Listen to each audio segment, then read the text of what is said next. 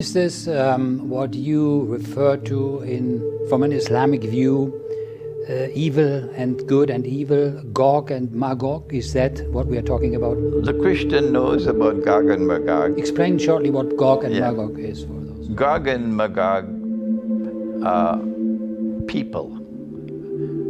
And they are people who belong to the end time. So it's eschatology. They are created by the Lord God, and they are endowed with power, irresistible power.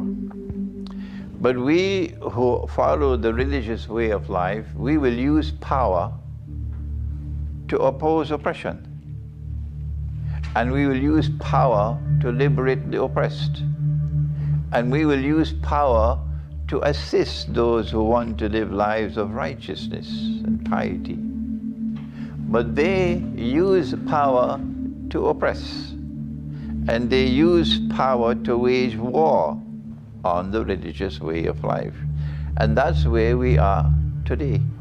Those who are waging war on the religious way of life in the world today, those who are the masters of oppression, are Gog and Magog.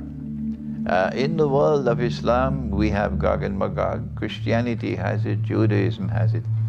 I have written a book entitled An Islamic View of Gog and Magog in the Modern World, but it's not possible in the brief time that we have to be able to go to the Quran to teach, to explain to you. But in a nutshell, look at the world today, and you'll see those who control power and are using that power to oppress, and are using that power to wage a war on the religious way of life, they are Gog and Magog. Isn't that oppression that you are also referring to here pretty much driven by the monetary system, for example? Is that part of the oppressive? I'm so happy that you've asked that question, because I forgot something about Gog and Magog. They have PhDs in corruption. They corrupt everything that they touch. And they corrupt, for example, the human personality, which is comprised of external sight and internal sight in the human personality. And they corrupt us to such an extent that we have inside of us only darkness, no light. If you have no light inside of you, you cannot see.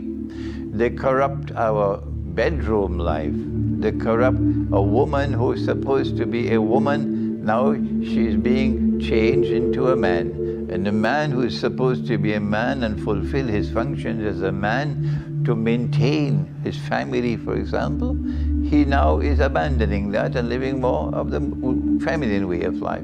This corruption is taking place everywhere, in sports, in education, in the political system, in business, but it is taking place, most dangerous all, in money.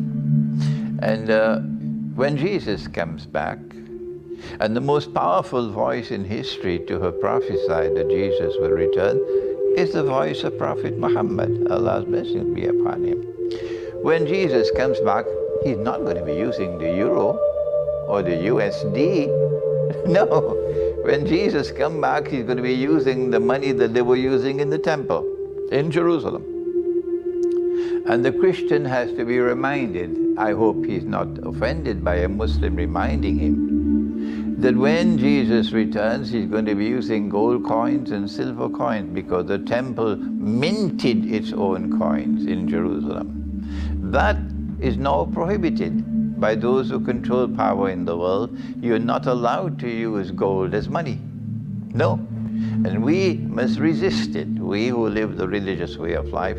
The corruption of money is the most dangerous problem we face today in the world and in the religious way of life.